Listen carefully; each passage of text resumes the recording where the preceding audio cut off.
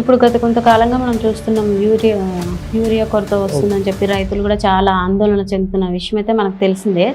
So దీనిపై BRS అయితే చాలా ఆరోపణలు అయితే చేయడం జరిగింది. బీఆర్ఎస్ కున్న పనే ఉందండి, కాంగ్రెస్ పార్టీని గద్దెదించాలి. వాళ్ళ అధికార దాహంతో కొట్టుబిట్టారు.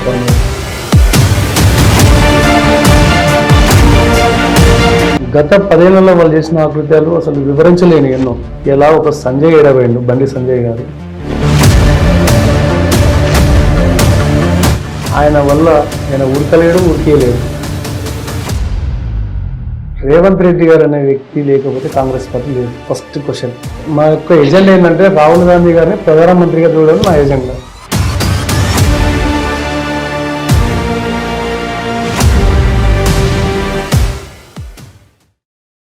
నమస్తే, వెల్కమ్ టు SV6 న్యూస్. నేను రాణి. డోర్నకల్ నియోజకవర్గం కాంగ్రెస్ పార్టీ ప్రెసిడెంట్ షాగంటి సందీప్ గారు ఇప్పుడు మనతో పాటు ఉన్నారు. షాగంటి సందీప్ గారి చిన్న ఏవి ఉంది, ఒకసారి చూద్దాం. అణువణువునా చైతన్యం, అంబేద్కర్ రాజ్యాంగమే తనకు స్ఫూర్తి కిరణం.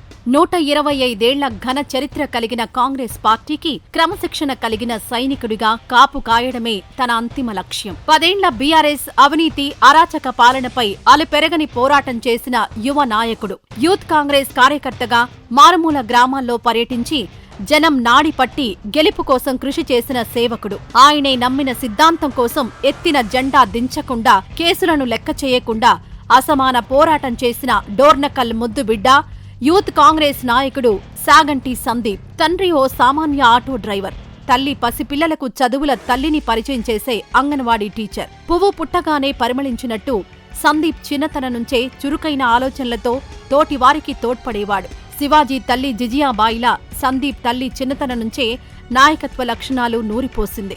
ఎదుటోడికి కష్టం వస్తే కష్టమైనా సరే సాయం చెయ్యాలని తన తల్లి చెప్పేదని సందీప్ అంటుంటారు. ఈ క్రమంలోనే విద్యార్థి రాజకీయాల్లోకి ప్రవేశించి NSUI నాయకుడిగా ఎదిగారు. ఉమ్మడి ఖమ్మం జిల్లాలో తనదైన సేవలు అందించారు. తన రాజకీయ గురువు ఎడ్లపల్లి సంతోష్ మార్గదర్శనంలో అడుగులు వేస్తూ నేడు యూత్ కాంగ్రెస్ నాయకుడిగా తనదైన ముద్ర వేస్తున్నారు. స్ఫూర్తిదాయకమైన నాయకత్వ లక్షణాలతో డోర్నకల్ నియోజకవర్గం యూత్ కాంగ్రెస్ అధ్యక్షుడిగా ఎన్నికయ్యారు. ఇటు డిప్యూటీ సీఎం భట్టి విక్రమార్క, అటు డోర్నకల్ ఎమ్మెల్యే జాటోత్ రామచంద్ర నాయక్ లాంటి పెద్దల ఆశీస్సులతో ప్రజాసేవలో ముందడుగు వేస్తున్నారు.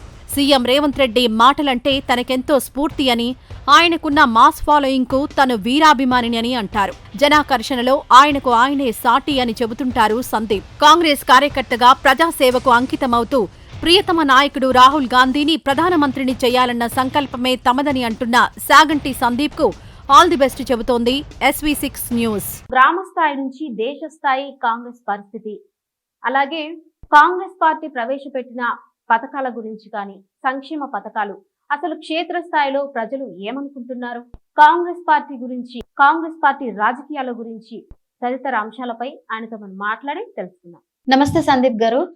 నమస్తే అండి. ఎలా ఉన్నారు? బాగున్నాను.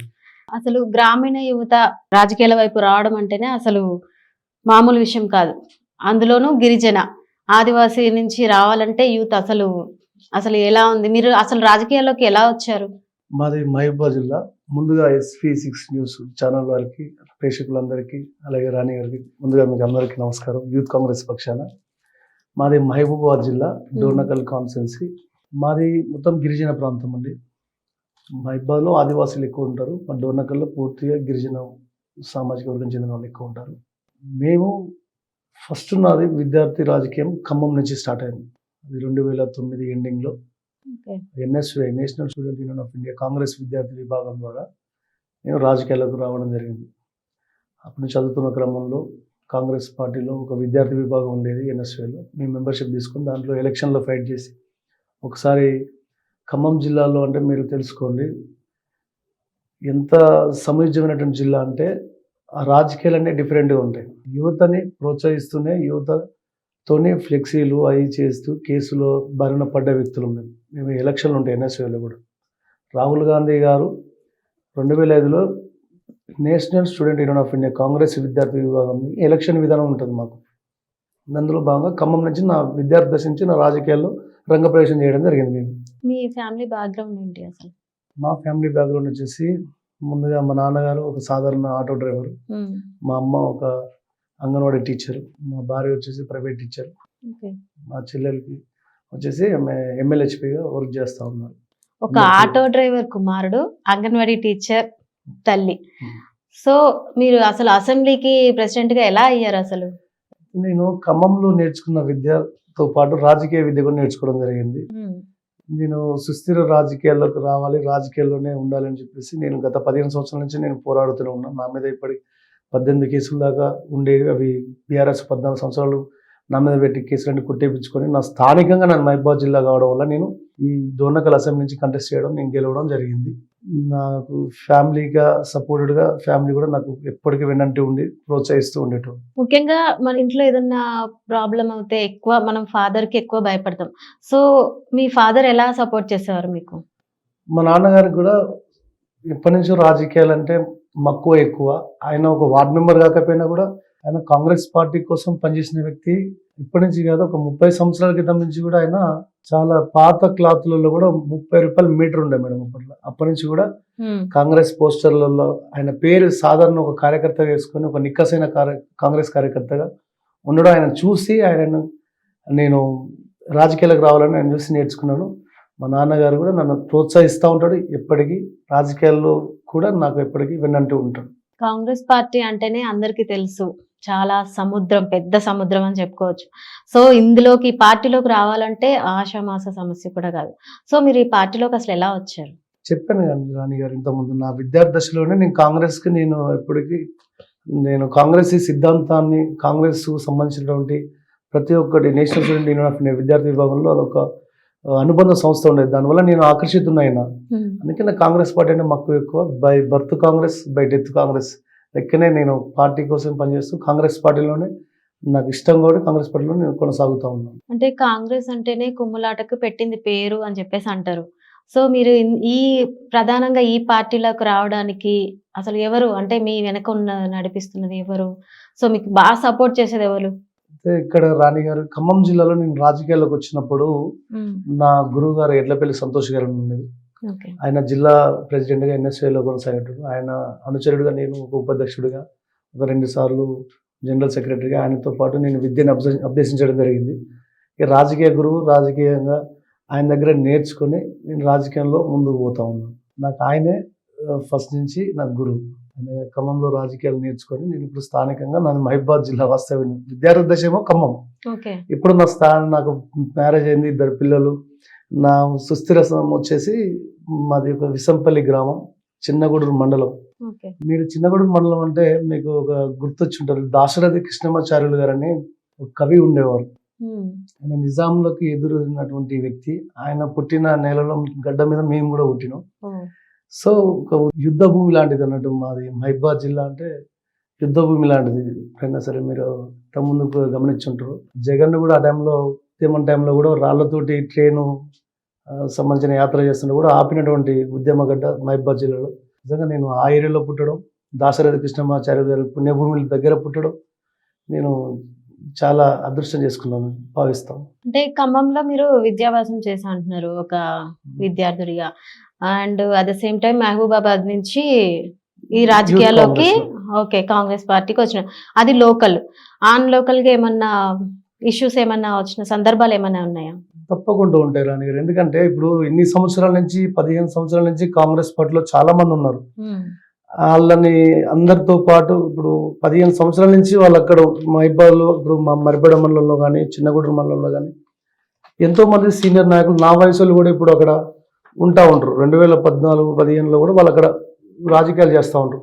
నేను ఖమ్మం నుంచి డైరెక్ట్గా ఇక్కడ వచ్చి అసెంబ్లీలో గెలవడం, కంపల్సరీగా రాజకీయాలలో ఇది కామన్ థింగ్, అది అందరికీ ఉంటూనే ఉంటాయి. రాజకీయంలో ఎప్పుడైనా గుర్తుపెట్టుకుని రాణి గారు, రాజకీయంలో శాశ్వత శత్రువులు ఉండరు, శాశ్వత మిత్రులు ఉండరు. మా కాంగ్రెస్ పార్టీలో కూడా కొంచెం సమన్వయం లభిస్తూ ఉంది. అది కూడా నేను సెట్ చేసుకుంటా. మా డాక్టర్ రామచంద్ర నాయక్ గారు ఉన్నారు, మాకు వెన్నంటి ఉంటాడు. మాకు ఏ విషయంలో సరే మా ఎమ్మెల్యే గారు, శాసనసభ్యులు, గౌరవ డాక్టరు, విద్యావేత్త, చాలా మంచి మనిషి. మా నియోజకవర్గానికి ఒక అభివృద్ధి ప్రదాత ఆయన మాకు ఉండడం, మాకు సమన్వయం లోపించకుండా చూడడం. ఎక్కడ కూడా ఇష్యూస్ ఏం రాలేదు.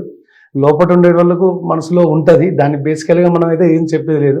వాళ్ళకు ఉంటే అది వాళ్ళ మనస్సాక్షిగా వదిలేస్తుంది తప్ప నేను దాన్ని రాజకీయంగా వాళ్ళ మీద శత్రుత్వం పెంచుకోవడం అలాంటిది ఏం లేదు. నేను కాంగ్రెస్ వాదిని, కాంగ్రెస్ పార్టీ కోసం పనిచేస్తా. నాకు అందరి మిత్రులే. మా యొక్క ఎజెండా ఏంటంటే రాహుల్ గాంధీ గారిని ప్రధానమంత్రిగా చూడడం నా ఎజెండా.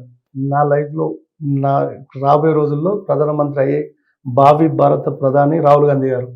పార్టీ లైన్లో పనిచేస్తా, పార్టీ కోసం పార్టీ సిద్ధాంతాలను బట్టి ముందుకు పోతూ ఉంటాయి. ఇవన్నీ రాజకీయాల్లోకి వచ్చింది ప్రతి ఒక్కరు ఏదో అనుకుంటూ ఉంటారు. నాకు ఇష్యూస్ అనేది నాకైతే ఇంతవరకు అయితే రాలే. ఒకళ్ళ మనసులో ఉంటే ఇక వాళ్ళ మనస్సాక్షిగా వదిలేస్తాను. డోర్నకల్ నియోజకవర్గంలో కాంగ్రెస్ పరిస్థితి ఏంటి ఇప్పుడు? అంటే అక్కడ డోర్నకల్ నియోజకవర్గంలో కాంగ్రెస్ అంటే ఒక కంచుకోటలా చూస్తారు. సో ఇప్పుడు మధ్యలో మళ్ళీ బీఆర్ఎస్ మధ్యలో ఇప్పుడు టాక్ ఎలా వస్తుంది అక్కడ? అయితే కన్న తల్లికి వెన్నుపోటు పొడిచినట్టు రెడ్డి నాయక్ గారు 30 సంవత్సరాల రాజకీయ అనుభవం గలటువంటి ఒక మంచి లీడర్. ఒకప్పుడు కాంగ్రెస్ ఉన్నప్పుడు మంచి లీడరు, ఇప్పుడైతే మంచి లీడర్ అనడానికి దానికి మొత్తం అపోనెంట్ అయిపోయింది. తన వ్యక్తిగత రాజకీయ స్వార్థాల కోసం ఆయన బెల్లందన్న నడవడం కోసం, తన కుమారుణ్ణి ఒక నియోజకవర్గ స్థాయిలో నిలబెట్టడం కోసం, బిడ్డ కూతురు కవితని పార్లమెంట్కి గెలిపించుకున్నాడు. ఒక వ్యక్తిగత తన ఫ్యామిలీకి సంబంధించిన స్వార్థ రాజకీయాల కోసం అతను చేయని బిజినెస్ అంటూ ఏం లేదు. ఇసుక దందాలు చేసిండు, డబుల్ బెడ్రూమ్ల స్కాములు, బీఆర్ఎస్లో చేరి బీఆర్ఎస్లోకి పోయి ఆయన తప్పిదం చేసుకున్నాడు. కాంగ్రెస్ పార్టీ అన్నం పెట్టింది ఆయనకు, అది నిలబెట్టుకోలేకపోయి ఆయన ఒక్కసారి కాంగ్రెస్లో గెలిచి అందులోకి వెళ్ళిండు, ఇంకొకసారి గెలిచి ఆయన అఘాయిత్యాలకు అంతు లేకుండా పోయింది. మా నియోజకవర్గంలో ప్రజలు విసిగిపోయారు. ఇలా దేవుడి దయ వల్ల, రామచంద్ర నాయక్ గారి దయ వల్ల ఇలా మా ప్రజలందరూ, మా డోర్నకల్ నియోజకవర్గ ప్రజలందరూ చాలా సంతోషంగా ఉన్నారు. ఒక విద్యావేత్త, ఒక డాక్టరు, ఏ టైంలో అయినా సరే ఒక నాడి పట్టుకుంటే ఎవరెందో సమస్యలు తెలిసినటువంటి ఒక మంచి డాక్టర్ని మేము గెలిపించుకోగలిగినాం. మాకు ఎప్పుడైనా ఏ సహాయం కావాలని ఆయన ఎప్పుడు అందుబాటులో ఉంటాడు. ఒక విషయం చెప్పానండి రాణి గారు, ఈరోజు రెడ్డి నాయక్ హయాంలో బీఆర్ఎస్లో చేసిన వాళ్ళ ఆకృత్యాల గురించి చెప్తున్నా. గత 10 ఏళ్లలో వాళ్ళు చేసిన ఆకృత్యాలు అసలు వివరించలేని ఎన్నో. ఇతడు రామచంద్ర నాయక్ గారు ఏం అభివృద్ధి పనులు చేసిండు, రెడ్డి నాయక్ గారు ఏం అభివృద్ధి పనులు చేసారో ఓపెన్ డిబేట్కి రమ్మని చెప్పండి. మా యాక్సెస్ పాయింట్ మరిపేడ బంగ్లా ఉంది. మా డోర్నకల్ నియోజకవర్గానికి ఒక రాజధానిలాగా భావిస్తూ ఉంటాం. ఎంతోమంది మహనీయులు, రాజకీయంలో ఉన్న వ్యక్తులు ఎంతోమంది ఉన్నారు. వాళ్ళ మధ్యలో కూర్చోబెట్టి మాట్లాడతాం ఓపెన్ డిబేట్. ఇలా ఒకటి చెప్తారు రాణి గారు, బస్టాండ్ అనేది, మరిపేడ బస్టాండ్ అనేది వాళ్ళు గత 30 సంవత్సరాలు నేను పుట్టినప్పటి నుంచి ఇప్పటి వరకు ఒక పందులు తిరిగేది బస్టాండ్లో. ఎంత ఘోరమైనటువంటి పరిస్థితి ఉండేది. ఒక వర్షం వస్తే కనీసం నడిచే పరిస్థితి కూడా లేని బస్టాండ్ అది. నేను పుట్టినప్పటి నుంచి ఇప్పుడు కూడా అట్లే ఉండేది. ఇంత మొన్న రీసెంట్గా ప్రజాపాలనలో కాంగ్రెస్ పార్టీ అధికారంలోకి వచ్చింది. మా డాక్టర్ రామచంద్ర నాయక్ గారు, మా డోర్నకల్ శాసనసభ్యుల ఆధ్వర్యంలో మంచి అభివృద్ధి జరిగింది. బంగ్లా బస్టాండ్ మంచి నిర్మించుకోగలిగినాం. అభివృద్ధి ప్రదాత మా డాక్టర్ రామచంద్ర నాయక్ గారు. ఇలా చూడండి రాణి గారు, 200 కోట్లతోటి ఇంటిగ్రేటెడ్ స్కూల్లో ఒకటి మంజూరైంది అయ్యగారిపల్లి గ్రామంలో, కొరివి మండలంలో. నెక్స్ట్ డోర్నకల్ మండలంలో ఒక updated college, modern updated college ఒకటి శాంక్షన్ చేశారు. నెక్స్ట్ 100 పడకల ఆసుపత్రి మరిపేడలో 30 కోట్ల వ్యయంతో అది కూడా ప్రారంభించడం జరుగుతుంది. నెక్స్ట్ వచ్చేసి పిహెచ్సిలు అంటే మీకు తెలుసు, ప్రైమరీ హెల్త్ సెంటర్లు. ఆ ప్రైమరీ హెల్త్ సెంటర్లు 2, 1.5 కోట్ల వ్యయంతో సిరోల్లో, 1.5 కోట్ల వ్యయంతో నర్సింహులపేటలో పెట్టడం జరిగింది. అంటే మన శంకుస్థాపన కూడా అయిపోయింది. ఆ పనులు కూడా ముమ్మరం అవుతున్నాయి, చేస్తున్నాం. ఇంకొకటి చెప్పాలంటే సీసీ రోడ్లు, అంత అద్భుతంగా ఉన్నటువంటి రోడ్లు. ఈ రెడ్డి నాయకు ఎక్కడ డెవలప్ అయితే గిరిజన ప్రాంతం ఎక్కడ వాళ్ళకు ఎదురు లెక్క ఆయనకు ఎదురు వస్తారని చెప్పి ఆయన అరాచకాలకు అంతు లేకుండా పోయి ఇప్పుడు ఇలా ఒక విద్యావేత్త, సామాజిక వర్గం ఇట్లా ఉండకూడదని చెప్పేసి రోడ్లు కూడా ఇట్లా ఉండకూడదు, గిరిజన ప్రాంతం ఇది, మారుమూలన ప్రాంతం, దీన్ని ఎంతో కొంత డెవలప్ చేయాలని ఒక డాక్టర్గా, ఒక విద్యావేత్తగా ఆలోచన చేసి రామచంద్ర నాయక్ గారు అభివృద్ధి ప్రదంలో మా యొక్క డోర్నకల్ నియోజకవర్గాన్ని తీసుకుపోతా ఉన్నారు. ప్రజలు చాలా సంతోషంగా ఉన్నారు, చాలా హ్యాపీగా ఉన్నారు. ఇప్పటికీ చూస్తా ఉన్నాం మనం గిరిజన ప్రాంతాల్లో కొంతమంది రోడ్లు లేక డోలీ కట్టుకొని పేషెంట్స్ అయితే కానీ, ఒక గర్భవతిని అయితే కానీ డోలీ కట్టుకొని తీసుకెళ్ళిన సిచ్యువేషన్స్ మనం చూస్తా ఉన్నాం. ఇంకా డెవలప్ అవ్వట్లేదు. ఇప్పటివరకు అయితే మాకైతే మేము చాలా సంతోషంగా ఉన్నాం. ప్రజాపాలనలో, కాంగ్రెస్ పార్టీ పాలనలో అందరూ సంతోషంగా ఉన్నారు. గ్రామీణ స్థాయిలో బీజేపీ పరిస్థితి ఎలా ఉంది అంటే, ఇప్పుడు ఆ పార్టీకి కొత్త అధ్యక్షుడు రామచంద్రరావు అంటున్నారు కదా, నేను ఈసారి సత్తా చాటి తీరుతా అని చెప్పేసి అంటున్నారు. సో ఎలా ఉంది ఇప్పుడు అక్కడ గ్రామీణ స్థాయిలో? వాళ్ళ గ్రామీణ స్థాయి పక్క పెడితే బీజేపీ పరిస్థితి అంద వికారంగా ఉన్నది. బీజేపీలో సమయోజ్యులు లేరని చెప్పేసి ఎప్పుడో వెనకట ఒక ముసలి యుద్ధం తీసుకొచ్చి పెట్టినట్టు రామచంద్రరావుని తీసుకొచ్చి పెట్టారు. ఇలా ఒక సంజయ్ ఏడబోయిండు, బండి సంజయ్ గారు. ఏంటండి, ఒక ప్రెసిడెంట్గా పనికిరారా? ఒక ధర్మపూర్ అరవింద్ పనికిరారా? ఈరోజు మీరు గోషమ్మహల్ ఎమ్మెల్యేని చూస్తే ఎంత ఘోరం, అలాంటి ఏరియాలో కూడా గోషమ్మహల్లో ఎన్ని సుస్థిర పరిస్థితులు ఎదుర్కొని గెలిచినటువంటి వ్యక్తి రాజీనామా చేసిండు మీ బీజేపీ.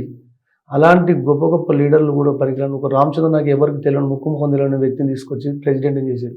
ఆయన వల్ల ఆయన ఉరకలేడు, ఉరికేయలేడు. ఆయనతోటి గ్రామీణ ప్రాంతాలకు ఆయన వచ్చి ఓట్లు అడిగితే ఓట్లు వేసే పరిస్థితిలో జనాలు నమ్మే పరిస్థితి లేదు.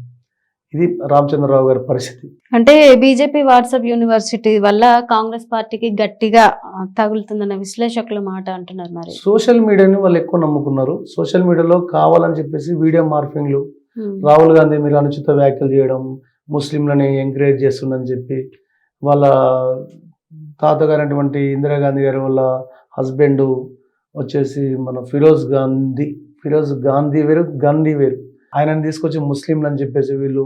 అంటే ఇప్పటి వరకు కూడా దీని మీద కాంగ్రెస్ ప్రభుత్వం ఎట్లాంటి సరైన కౌంటర్ ఇవ్వలేదన్న ప్రచారం కూడా సాగుతుంది. మరి దీన్ని ఏమంటారు? వెనకట ఎప్పుడో 300 నెలల క్రితము వచ్చిన వాళ్ళు వెళ్ళొచ్చిన వాళ్ళే ఎవరైనా సరే. సో వాళ్ళు ఫిరోజ్ గండి అంటే గాంధీ గారికి ఆయన అభిమాని కాబట్టి ఫిరోజ్ గండిని పెట్టుకున్నారు. ఎందుకంటే గాంధీ గారి మీద ప్రేమతోటి, దానివల్ల గాంధీ గారి కుటుంబం అది తనని ముస్లింగా చిత్రీకరించి కావాలని ఇందిరాగాంధీ మీద అనుచిత వ్యాఖ్యలు, రాహుల్ గాంధీ మీద అనుచిత వ్యాఖ్యలు చేసి ముస్లింలకు ఫేవర్గా కాంగ్రెస్ పార్టీ ఉంటుందని మీరు ఒకసారి హిస్టరీ తెలుసుకుంటే తెలుస్తుంది. తెలంగాణలోకి మనం వంద చెప్పినా కూడా వేస్ట్. బీజేపీ హిందుత్వ జై శ్రీరామ్ అజెండాకు దీటుగా కాంగ్రెస్ కులగణన వర్కౌట్ అవుతుందంటారా? వాళ్ళకు కులగణన చేయాలని ఇంట్లో ఉంటుంది. కులగణన చేస్తే వాళ్ళ ఉనికిని, వాళ్ళ అధికారాన్ని కోల్పోతారు కదా. బీసీలు 85% ఉన్నటువంటి దేశంలో ఉన్నటువంటి బీసీలు అందరు ఏకమైతే ఇప్పుడు వాళ్ళ సీట్లు ఎన్ని ఉన్నాయి చూడండి రాణి గారు. ఇప్పుడు బీసీలకు ఎన్ని సీట్లు ఇచ్చారు? ఇలా కేంద్ర మంత్రులుగా, సహాయ మంత్రులుగా ఉన్నారు బీసీలు అయిన వాళ్ళు తప్ప మెయిన్ కేంద్ర మంత్రులు ఎవరు ఉన్నారు? ఒక అమిత్ షా, ఒక నడ్డా బీజేపీ అధ్యక్షుడు, ఒక రాజ్నాథ్ సింగ్, ఆయన ఇంత పెద్ద పెద్ద హోదాలల్లో పీయూష్ గోయల్, వీళ్ళంతా అగ్రవర్ణాలకు సంబంధించిన వాళ్ళు. ఇక్కడ బీసీలు ఎవరు లేరు. బీసీలను పెట్టుకుంటే ఏమైందంటే వాళ్ళకి అధికారం ఎక్కడ దూరం అవుతుందో, బీసీలందరూ కలిసి రాజ్యాధికారాన్ని సెంట్రల్ గవర్నమెంట్ తీసుకుంటే ఏమవుతుంది. అందుకనే మా రాహుల్ గాంధీ గారు తాపత్రయపడేది అందరికీ వెనుకబడిన తరగతులందరికీ కూడా పెద్ద పెద్ద పోస్టులు రావాలని చెప్పేసి కాంగ్రెస్ పార్టీ పూర్తి స్థాయిలో సెంటర్లో చాలా పెద్ద ప్రోగ్రాం చెప్తే వాళ్ళు బిల్ ఆపారు మొన్న క్యాబినెట్లో. అది ఎంత సిగ్గుచేటు అంటే వాళ్ళకే వదిలేస్తున్నాం. ఇది ఇప్పటి చాలా రెవల్యూషన్ స్టార్ట్ అయింది. దేశమంతా కూడా బీసీ కులగణన కోరుకుంటుంది. వాళ్ళు పెడితే వాళ్ళ ఉనికిని వాళ్ళు కోల్పోతారని, అధికారాన్ని ఎక్కడ కోల్పోతారని చెప్పి వాళ్ళు ఆడుతున్న ఒక నాటకం తప్ప మా కులగణన సక్సెస్ అయ్యేలాగాపోయినా నెక్స్ట్ వచ్చే ఎలక్షన్ వరకైనా కంపల్సరీ మేము మా రాహుల్ గాంధీ ఏజెండా అదే కంపల్సరీ అవుతుంది. మైనార్టీలను బూచీలుగా చూపెడుతున్న బీజేపీ మనుగడ ఇంకెంతకాలం అంటారు? అదే చెప్తున్నాం కదా మేము, మైనార్టీలను బూచీలుగా అంటే మైనార్టీ ఓట్లని కాంగ్రెస్ పార్టీ ఓట్లని వాళ్ళు నమ్ముతా ఉన్నారు. కాంగ్రెస్ పార్టీ ఓట్లు కావండి, వీళ్ళు క్రియేట్ చేసి ఏదో అందరినీ రాహుల్ గాంధీ గారి దగ్గర చేసినట్టు ఇది అన్ని మార్ఫింగ్ వీడియోలు, ఇవన్నీ యూట్యూబ్లలో ఈ చిల్లర రాజకీయాలు అయితే మేము కాంగ్రెస్ పార్టీ చేయం. అది ఏంటంటే ఆ ఓట్ బ్యాంక్ ఎక్కువ ఉన్నది కాబట్టి వాళ్ళు రాముని ముందు పెట్టి రాజకీయం చేస్తారు కదా, అట్లా వీళ్ళు కళ్ళు నెత్తికెక్కి రాముని ముందు పెట్టే కదా వీళ్ళు రాజకీయం చేసేది. దానివల్ల ఏంటంటే ఈ ఓట్లన్నీ మాకు రావుగా అని చెప్పేసి వాళ్ళ మీద కావాలని అపనిందలు నిందలు కామన్గా వేస్తూ ఉంటాం. అవన్నీ మేమేం పట్టించుకోము. స్థానిక ఎన్నికలు రాబోతున్నాయి. జెడ్పీటీసీగా పోటీ చేసే ఛాన్స్ ఉందని చర్చ జరుగుతుంది. సో మీరు పోటీ చేస్తున్నారా? ఇప్పుడు అధిష్టానం ఏది నిర్ణయం తీసుకుంటుందో మన చేతులు లేదు. ఒకవేళ నేను విద్యార్థి జీవితం నుంచి నా యొక్క ట్రావెలింగ్, నా ప్రయాణాన్ని గమనించి వాళ్ళు టికెట్ ఇస్తే బీఫామ్ ఇస్తే 100% పోటీ చేయడానికి సిద్ధంగా ఉన్నాను. దానికి సంబంధించి రిజర్వేషన్ కూడా సహకరించాలి. రిజర్వేషన్ రాకుండా మనం ముందుకు పోలేము. అధిష్టానం కూడా గుర్తించాలి. మా కష్టాన్ని గుర్తించేస్తే 100% చేస్తాం. అంటే ఇండిపెండెంట్ గా ఏమైనా చేస్తే ఒకవేళ టికెట్ రాని పక్షంలో? రాణి గారు మేము అధికారంలో ఉన్నాం. ఇండిపెండెంట్ నాకు ఒక పోస్ట్ ఉంది. నేను ఒక డోర్నకల్ నియోజకవర్గ యువజన కాంగ్రెస్ అధ్యక్షుడిని. బాధ్యతలు స్వీకరించి ఇప్పటికి సంవత్సరం కావస్తుంది. ఇప్పుడు మాకు ఆల్రెడీ మేము ఇండిపెండెంట్గా పోలేము, రెబల్ కూడా పోలేము. పార్టీ అధిష్టానం తీసుకున్న నిర్ణయాలు బట్టి మేము ముందుకు పోతాం తప్ప పార్టీకి అగెనిస్ట్ అయితే మేము పోవు. కాంగ్రెస్ పార్టీపై రైతులు అసోసియేషన్స్ వాళ్ళు యూతులు ఉంటారుగా, వాళ్ళు కాంగ్రెస్ పార్టీపై తీవ్ర ఆరోపణలు అయితే చేస్తున్నారని మనం సోషల్ మీడియాలో చాలా చూస్తున్నాం. సో దీనికి మీరేమంటారు? చూడండి రాణి గారు, ఇక్కడ యూత్ అసహనంతో ఉన్నారంటే బీఆర్ఎస్ సంబంధించిన వాళ్ళు. రైతులు ఉన్నారంటే రైతులు ఇలిటరేట్స్, చదువుకునే వాళ్ళని కావాలని మోటివేట్ చేస్తూ ప్రభుత్వం మీద కావాలని గుడ్డగాల్సి మీదేసినట్టు మా ప్రభుత్వం మీద నిందారోపణలు చేస్తూ ఉన్నారు. వాటిని మేము పట్టించుకోము.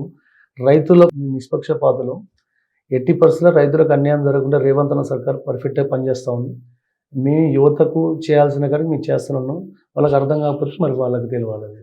ఇప్పుడు గత కొంతకాలంగా మనం చూస్తున్నాం యూరియా కొరత వస్తుందని చెప్పి రైతులు కూడా చాలా ఆందోళన చెందుతున్న విషయం అయితే మనకు తెలిసిందే. ఓకే. సో దీనిపై బీఆర్ఎస్ అయితే చాలా ఆరోపణలు అయితే చేయడం జరిగింది. సో దీనిపై మీరు ఏమంటారు? బీఆర్ఎస్ కున్న పని ఉందండి, కాంగ్రెస్ పార్టీని గద్దె దించాలి. వాళ్ళ అధికార దాహంతో కొట్టిమిట్ట ఆడుతూ ఉన్నారు. వాళ్ళకి ఏంటంటే అసలు అది ఒకటి గుర్తుపెట్టుకొని రాణి గారు, ఇప్పుడు యూరియా అనేది మనకు సంబంధించింది కాదు, మా పార్టీకి కానీ మాకున్న ఇప్పుడు తెలంగాణ రాష్ట్ర ప్రభుత్వానికి సంబంధించింది కాదు, అది కేంద్ర ప్రభుత్వానికి సంబంధించిన అంశం. అది ఇది మంచిగా వినండి మీరు. దీంట్లో తెలియక చాలామంది రోడ్ల మీద బైఠాయిస్తున్నారంటే వీళ్ళని వాళ్ళు మోటివేట్ చేస్తారు, బీఆర్ఎస్ వాళ్ళు వాళ్ళని మోటివేట్ చేస్తారు. ఇక్కడ 57 లక్షల టన్నుల యూరియా చైనా నుంచి ప్రతి ఏడాది మన ఇండియాకు వస్తుంది. ఈసారి ఎందుకు రాలేదు అంటే మొన్న పహల్గాం దాడిలో 28 మంది మనల్ని చంపారు. మన ఉగ్రవాదులలో 28 మంది ఇండియన్స్ చనిపోయారు. ఇండియన్స్ చనిపోతే దానికి ప్రతీకంగా మనము ఆపరేషన్ సింధూర్ అని చెప్పేసి మొదలుపెట్టాం.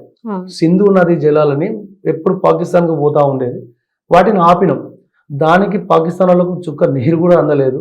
నీరు దాంతో చనిపోయిన వాళ్ళు కూడా చాలా మంది ఉన్నారు. దాంతో వాళ్ళకు మిత్రపక్షమైన చైనా వాళ్ళతోటి వాళ్ళు చెప్పి మనకు యూరియా రాకుండా ఆపడం జరిగింది. అది TV9 వాళ్ళు మొన్న రీసెంట్గా ప్రస్తావించారు. నిన్న ఇంతకుముందు రఘునందన్ రావు గారు కూడా అది బీజేపీది కేంద్ర ప్రభుత్వం బాధ్యత అని కూడా చెప్పారు. కేవలం వీళ్ళ యొక్క రాజకీయ ప్రయోజనాల కోసం రాజకీయంగా వీళ్ళు ఏదో ఒకటి చేసి బదనం చేసి ప్రభుత్వం మీద 4 మాటలు వేసి ఈ లేనిపోని అమాయక ప్రజల్ని మా మీదకి ప్రజాపాలన నడుస్తుందని మేము చెప్పుకున్నాడు మా మీదకి వదిలి రోడ్ల మీద ఉండి ఈ రెవల్యూషన్ స్టార్ట్ చేస్తే కానీ రేపు వచ్చే స్థానిక ఎలక్షన్లో వాళ్ళు ఏదో సీట్లు దండుకుందామని పబ్బం గడుపుకుందామని చూస్తారు. వాళ్ళ పప్పులు ఉడకవు. వాళ్ళకి సీదా చెప్తున్న బీఆర్ఎస్ వాళ్ళకి అసలు ఏమీ లేదు. వాళ్ళకు ఉన్నది ఇప్పుడు 26 మంది ఉన్నారు. వాళ్ళు కూడా పోతారు నాకు తెలిసి. ఇంకొక 2 నెలలు అయితే స్పీకర్ గారు బాధ్యత తీసుకుంటే వాళ్ళు కూడా మా దాంట్లోకి వచ్చి కలుద్దామని మాకు టచ్లో ఉన్నారు. మాకు నడుస్తుంది. కాంగ్రెస్ పార్టీలో ఎట్టి పరిస్థితుల్లో వాళ్ళు వచ్చే అవకాశం ఉన్నాయి. వీళ్ళ దుకాణం మూతారని చెప్పి ఇది అవుతా ఉంది. అందుకే వాళ్ళు భయభ్రాంతులకు ఇది చేయడం కోసం మా పార్టీ మీద బురజల్లడం కోసం చేసిన ప్రక్రియ తప్ప ఇది వేరేదైతే ఏం లేదు. ఇది ప్రజలు గమనించాలి. ప్రజలకు కూడా నేను ఒకటే చెప్తా ఉన్నా, దయచేసి నమ్మొద్దు. ఇది కేంద్ర ప్రభుత్వానికి బాధ్యత. ఇది మా కాంగ్రెస్ పార్టీది కాదు. బీజేపీ చొరవతోటి తొందరగా వస్తాయి. వచ్చిన తర్వాత మీరు పంచౌట్ అయితే మీకు తెలుస్తుంటుంది. ఇంకొకటి బీజేపీ బీఆర్ఎస్ రెండు కలిపి దోస్తానం ఉందని చెప్పి చాలా రోజుల నుంచి అయితే టాక్ మనకు వినబడతా ఉంది. అయితే ఆ పార్టీలోకి వెళ్ళడానికి కేసీఆర్ అయితే కానివచ్చు, కేటీఆర్ అయితే కానివచ్చు రెడీగా ఉన్నారని చెప్పి చర్చ జరుగుతోంది. సో దీని గురించి ప్రత్యేకంగా మీ పార్టీలో ఏమి అనుకుంటున్నారు? చూడండి, ఇక్కడ గల్లీలో గస్తీ, ఢిల్లీలో దోస్తీ. ఇక వాళ్ళ గురించి మనం ఎంత తక్కువ పట్టుకుంటే అంత బాగుంటుంది. ఎందుకంటే ఇక్కడన్నీ చేసి అక్కడ పోయి కలుసుకొని వాళ్ళు ఎంజాయ్ చేసి చెప్తూనే ఉండరు. వాళ్ళ గురించి అది తక్కువ మాట్లాడితే మంచిది. వాళ్ళిద్దరు ఒకటనేది క్లియర్గా అర్థమవుతూనే ఉంది. వాళ్ళు ఇక్కడేమో గొడవ పెట్టుకున్నట్టు యాక్ట్ చేస్తారు, పోయి ఢిల్లీలో పోయి కూర్చొని మంచిగా కూర్చొని మాట్లాడుకుంటారు. మరి పోయే అవకాశాలు ఉన్నాయి కావచ్చు. ఎందుకంటే వీళ్ళ పార్టీ దుకాణం మూతాను. రేపు వీళ్ళందరూ ఒకటే రేపు పొద్దున ఏదైనా చేయొచ్చు. ఏదైనా నాశనం చేసేటోడు రాణి గారు ఎట్లయినా చేస్తారు. ప్రజల కోసము ప్రజా యొక్క యోగక్షేమాలు ఆలోచించేటోళ్ళ గురించి మనం మాట్లాడుకుంటే మంచిది. అది మా ప్రజాపాలనలో మా ప్రభుత్వం తీసుకున్నది, ప్రభుత్వం చేస్తూ ఉన్నది. మేము అభివృద్ధి పదంలో తీసుకుపోతున్నాం. కానీ బీఆర్ఎస్ వాళ్ళు చేస్తున్నారు. వాళ్ళ అధికారం లేరు కాబట్టి వాళ్ళ ఆకాంక్ష ఏంది, మమ్మల్ని గద్దె దించాలి, మా మీదకి మళ్ళీ వాళ్ళు మా సీట్లో కూర్చోవాలని వాళ్ళకు ఒక పదవి ఆంక్ష తప్ప మేము పట్టించుకోం. మా పార్టీ వాళ్ళు చాలా బిజీగా ఉన్నారు. మా రేవంత్ సర్కార్ 18 గంటలు పనిచేస్తాను. వీళ్ళకి పనిపాటు లేక రోడ్లకి ఇది చేస్తున్నారు. దయచేసి ప్రజలు గమనించుకోవాలని చెప్పేసి నేను మీ యొక్క SV6 తరఫున నేను తెలియజేస్తాను. బీఆర్ఎస్ 10 ఏళ్ల పాలనలో కాంగ్రెస్ పార్టీ యూత్ కాంగ్రెస్ పాలకులు ఎలా ఉంది? అప్పుడు చూడండి, దగ్గర కేసులు అండి, రోడ్డు ఎక్కితే కేసులు మాకు. ఎందుకంటే సీనియర్ కాంగ్రెస్ నాయకులు వచ్చేవాళ్ళు కాదు. ఇప్పుడు ఏదైనా ప్రోగ్రామ్ ఉంటే మేమే చేయాలి. యూత్ కాంగ్రెస్ రోడ్లు ఎక్కి బయట వేస్తే కేసే. ఇప్పుడు మా బట్టి గారి పక్కన కూర్చుంటే మాకు కేసులే. ఎవరి పక్కన కూర్చున్నా మా కాంగ్రెస్ లీడర్లు అప్పుడైనా ప్రధాన ప్రతిపక్ష నేత ఖమ్మంలో ఒకడే ఉండేవారు. ఇలా శ్రీనివాసరెడ్డి గారు, తుమ్మల గారు వీళ్ళు వచ్చారు. అప్పుడు ఆయన పక్కన మా యూత్ కాంగ్రెస్ మేము బయట వేస్తే మా మీద కేసులు, ఎక్కడమ్మ కేసులు పెట్టి 14 ఏళ్ళు మమ్మల్ని రాశి రంపాలు పెట్టి ఒక 10-15 కేసులు 18 కేసుల దాకా మా మీద ఉండే అవన్నీ కొట్టేపించుకున్నాం. దేవుడి నా మీద 18 కేసులు ఉండే, మొత్తం పోయినాయి ఇప్పటివరకు అయితే. దేవుడి దయ వల్ల మా ప్రభుత్వం వచ్చింది, మా కేసులు అన్నీ పోయినాయి. ఇప్పటివరకు అయితే నాకైతే హ్యాపీ. కేసులు ఉంటే ఇటు పిలుస్తారో అర్థం కాదు రాణి గారు, అటు పిలుస్తారో కోర్టులు అర్థం కాదు. ఖమ్మంలో మేము చాలా ఇబ్బంది పడ్డాం. నాతో పాటు మా విద్యార్థులు కూడా చాలా ఇబ్బంది పడ్డారు. వాళ్ళ తల్లిదండ్రుల నుంచి ఫోన్లో బాధలు ఎదుర్కొన్నాం. మా అబ్బాయి మీద కేసు నోటీస్ వచ్చిందంటే వాళ్ళని కన్విన్స్ చేసి ఆ కేసులను తీపడం కోసం మేము ఎంతో ఖమ్మంలో చాలా ఇదైపోయినాం. మా విద్యార్థి విభాగంలో మాకు చాలా పెద్ద కేసులు ఉన్నాయి. వాళ్ళకు వచ్చిన వాళ్ళ అఘాయిత్యాలు తట్టుకోలేక ప్రశాంతంగా ఉన్నది. ఇప్పుడు దేవుడి దయలో మా ప్రభుత్వం వచ్చింది, మాకేమో ఏ కేసులు అయితే లేవు. ఇంతకుముందు అయితే కష్టపడ్డాం పార్టీ కోసం పనిచేసి కేసులు ఎదుర్కొన్నాం. మీ నియోజకవర్గం మాజీ MLA BRS MLA Reddy Naik మళ్ళీ వచ్చేది మా ప్రభుత్వం అని చెప్పేసి అంటున్నారు. సో దీనిపై టాక్ ఎలా ఉంది? ఆయన నాకు రీసెంట్ గా ఒక న్యూస్ లో నేను చూశాను, ఆయన మళ్ళీ నేను గెలుస్తాను, నేనే మంత్రిని అవుతాను అని చెప్పేసి కూడా అంటున్నారు. అయితే ఆయనకు వయసు పైబడిపోయింది. ఆయనతో ఇప్పుడు రెస్ట్ తీసుకుంటే మంచిది. ఆయన గురించి నేను తక్కువ పడితే అంత మంచిది. వాళ్ళ గురించి చెప్పుకుంటా పోతే ఇక ఆయన 30 సంవత్సరాల అనుభవం నాది, నేను తక్కువే కావచ్చు, కానీ ఆయన చేసినవి మంచి పనులు కావు. కన్న తల్లిని కాంగ్రెస్ వదిలిపెట్టి బీఆర్ఎస్లోకి వచ్చి అన్ని కారు కూతలు కూస్తా ఉన్నాడు. ఆయనకు కడుపులో బాధ ఏంటంటే ఆయన ఇసుక దందా నడుస్తలేదు, బెల్లం దందా నడుస్తలేదు. ఇక ఆయనకు వయసు అయితే ఎటువంటి అయిపోయింది. కాసేపు ఆ వయసు మందగించినప్పుడు ఆయనకు ఇట్లాంటి ఆలోచనలు రావడం కామన్. కానీ మళ్ళీ 20 సంవత్సరాల అధికారంలో కాంగ్రెస్ పార్టీ, అధికారంలోకి వచ్చేది కూడా కాంగ్రెస్ పార్టీ. రేవంత్ అన్న పాలనలో సక్సెస్ అవుతూనే ఉంటాం. ఇంకా 20 ఏళ్ళు మీ ప్రభుత్వం మీద ఉంటాం. బీఆర్ఎస్ స్కామ్స్ చేసిందని పదే పదే కాంగ్రెస్ పార్టీ అంటుంది, కానీ దీనిపై కూడా సరైన చర్యలు అయితే సరైనవి ఏం చూపించడం లేదు. అసలు కాంగ్రెస్ పార్టీ ఎందుకు వెనుకబడుతుంది అంటారు? ఇక్కడ చూడండి, 1 కాదు 2 కాదు 8 లక్షల కోట్లు అప్పు చేసారు వాళ్ళు. ఇప్పుడు ప్రజాధనాన్ని దుర్వినియోగం చేసారు. ప్రజల మీదనే భారం పడుతుంది తప్ప ఇప్పుడు మేడిగడ్డ కుంగిపోయింది. ఇప్పుడు కాళేశ్వరం మీద 84,000 ప్రతిపాదిక 2 లక్షల కోట్లు దాటిచ్చి ఏం చేసారు? ఆ డబ్బులన్నీ ఎడిపోయినా కూడా తెలియదు. ప్రజాధనాన్ని అది మెల్లమెల్లగా తీయాలి.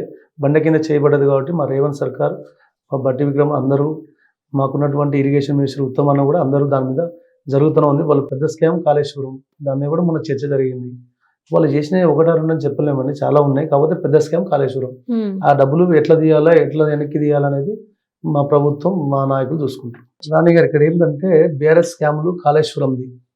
కాళేశ్వరం అనేది 84,000 ప్రతిపాదిక, అది దగ్గర 2 లక్షల కోట్లు దాటింది. దానికి సెంట్రల్ కాగ్ కూడా నివేదిక ఇచ్చింది, వీళ్ళు ఇంత ప్రతిపాదిక ఇంత చేసి దాని మీద స్కామ్ జరిగిందని చెప్పి. వాళ్ళ ఇన్వెస్టిగేషన్ కూడా తప్పన్నారు. మొన్న మేడిగడ్డ కృంగిపోయింది, మా మొత్తం ప్రజలందరూ గమనిస్తున్నారు. మా ఇరిగేషన్ మినిస్టర్ ఉత్తమన్న కూడా పోయి చూసొచ్చారు, మా మినిస్టర్లందరూ కూడా చూసొచ్చారు. వీళ్ళు చేసిన స్కాములు చెప్పుకుంటూ పోతే రాణి గారు 1 కాదు 2 కాదు 8 లక్షల కోట్లు మొత్తం ప్రజల మీద భారం పెట్టి ఎంత దుర్వినియోగం చేశారంటే ఇలా అరాచకాలకు అంతు లేకుండా పోయింది. ఒకవేనండి, ఇంకోటి ఏంటంటే డబుల్ బెడ్రూమ్ల విషయంలో రాష్ట్రం అంతా ఎంత స్కామ్ జరిగిందంటే మామూలుగా కాదు. పుస్తలు తాళ్ళు అమ్ముకురండి రాణి గారు, ఆడవాళ్ళు 1,00,000 రూపాయలు, 1,50,000. డబుల్ బెడ్రూమ్ కావాలంటే 1,00,000 రూపాయలు ఇస్తే డబుల్ బెడ్రూమ్, 1,50,000 ఇస్తే డబుల్ బెడ్రూమ్. ఒక్కొక్క ఏరియాలో ఒక్కొక్క రేట్ అండి. వాళ్ళ దళారులు, వాళ్ళ యొక్క సంబంధించినటువంటి కార్యకర్తలు ఇదే పని వాళ్ళకి ఊర్లలో డబుల్ బెడ్రూమ్ల మీద ఘోరమైన స్కాములు జరిగినాయి. వాళ్ళకి మరి ఇచ్చిన దాఖలాలు కూడా లేవు. ఆ డబ్బులు ఇప్పటికీ వాళ్ళు బాధితులు రోడ్డు ఎక్కుతున్నారు, పోలీస్ స్టేషన్లో చీటింగ్ కేసు వాళ్ళు బయటకు వస్తున్నారు, యథార్చిగా తిరుగుతూ ఉన్నారు.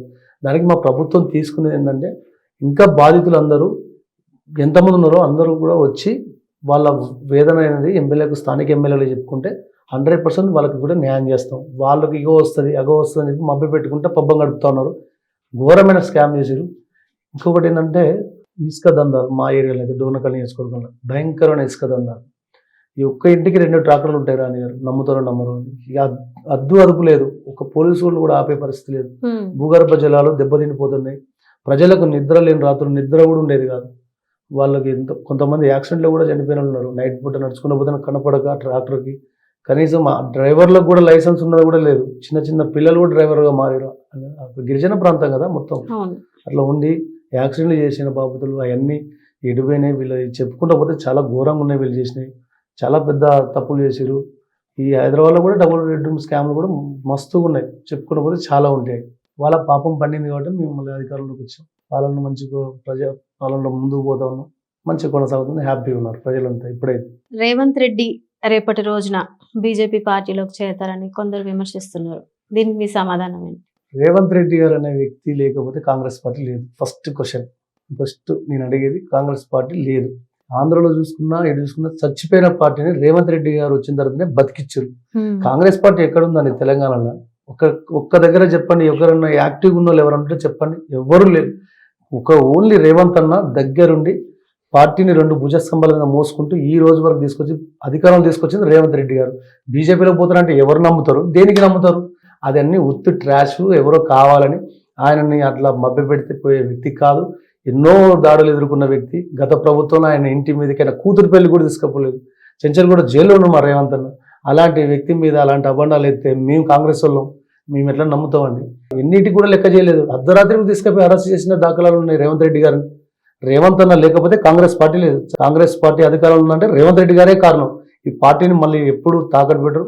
ఆల్రెడీ సోనియమ్మ, రాహుల్ గాంధీ గారు, మల్లికార్జున ఖర్గే గారు ఆయన మీద పెట్టిన బాధ్యతలు చాలా ఉన్నాయి. పార్టీ బలంగా ఉన్నది. ఇప్పుడు దయచేసి ఇలాంటి మాటలు కూడా ప్రజలు నమ్మపోరు.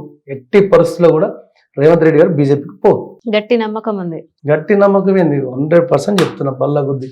ఎవరో చెప్పిన కారు కుత్తలకు మేము నమ్మం. రేవంత్ రెడ్డి గారు అట్లాంటి మనిషి కూడా కాదు. కాంగ్రెస్ పార్టీని నిలబెట్టిన వ్యక్తి ఒకడే ఒకడు, రేవంత్ రెడ్డి గారు. అది పరిస్థితి. ఓట్చోర్ అంశం ఎంతవరకు ఫలితం ఇస్తుంది? అది బీహార్ లో జరుగుతుంది. ఇలా నేషనల్ వైజ్ గా అది ప్రత్యేక అంశం. అది తను చెప్పుకుంటూ పోతే ఇది మనకు ఈ డిబేట్, ఇది ఇప్పుడు జరుగుతున్న ఇంటర్వ్యూ కూడా సరిపోదు.